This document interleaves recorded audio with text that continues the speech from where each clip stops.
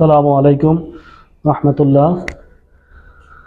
Dear audience, আশা করি সকলে ভালো আছেন ইনশাল্লাহ। আলহামদুলিল্লাহ, আমি আপনাদের দিয়ে অনেক ভালো আছি। আজকের যে আমার আলোচ্য বিষয় সেটা হলো একজন সঠিক উদ্যোক্তা কিভাবে হওয়া যায়। একজন সঠিক উদ্যোক্তা হতে হলে আপনার ছোট থেকেও যদি আমি বলি, আমি মনে করি আপনার ক্যাশ আছে সর্বনিম্ন 10,000 টাকা। এখন এই 10,000 টাকার ভিতরে আপনি যে কোনো ব্যবসা যদি করতে চান, 10,000 টাকায় ইনভেস্ট করার কোনো প্রয়োজন নেই।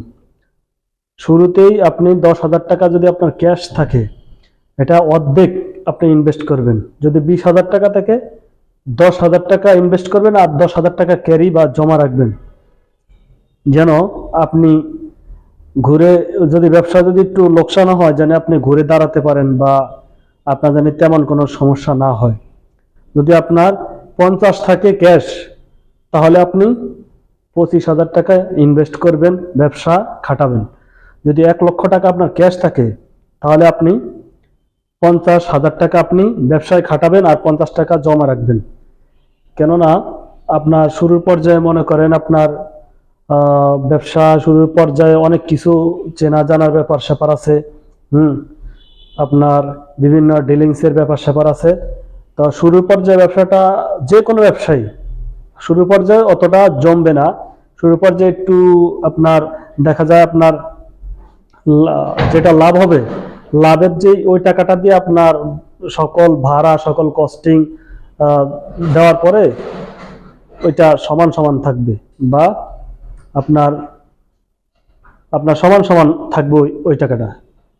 তো আমি বলি, আপনার শুরুতে তেমন লাভ না হলেও আপনি ব্যবসাটাকে টিকিয়ে রাখার জন্য আপনার ওই আবার রিসাইকেল করতে হবে, ব্যবসাটা পুনরায় করতে হবে। তো এইভাবে আপনারা, আমি বলি একজন সঠিক উদ্যোক্তা হতে হলে আপনার ইনভেস্ট 1 লক্ষ আছে, আপনি 50,000 ইনভেস্ট করেন, 50,000 টাকা আপনি ব্যবসায় খাটানোর পরে আপনার এটা দিয়ে আপনি করবেন। আপনি একেবারে আপনার 1 লক্ষ টাকা আছে, আপনি 1 লক্ষ টাকা ইনভেস্ট করলেন, কোনো প্রয়োজন নেই। আপনি ছোট থেকেই শুরু করেন, যেন আপনি যদি ব্যবসা করার ক্ষেত্রে কোনো হুঁচট খান, সেটাকে যেন আপনি ওভারকাম করে উঠতে পারেন। একটু লস হয়েছে, সেটা পরবর্তীতে আপনি ওটাকে ডাইভার্ট করতে পারেন, বা ওটা মানে আপনার সমস্যার ভিতরে জানি না পড়তে হয়। তো এইভাবে আপনি ব্যবসা করতে পারেন। শুরুতেই ব্যবসা করতে গেলে আপনি কোনো কিছুই অনেক কিছু জেনে বুঝে করতে হবে। লাভ লস হিসাব করতে হবে, যাতায়াত ভাড়া কস্টিং খরচ, ঠিক আছে, সবসময় আগে হিসাব করতে হবে।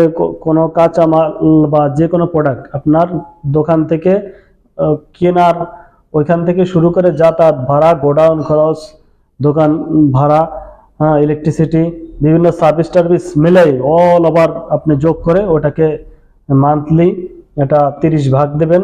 তারপর দেখবেন যে কত দৈনিক আপনার খরচ হয় আর যেটা লাভ হয় ওটাও প্রতিদিন হিসাব রাখবেন। তাহলে আপনি একজন সঠিক উদ্যোক্তা হিসাবে আপনি পরিচালিত হতে পারবেন।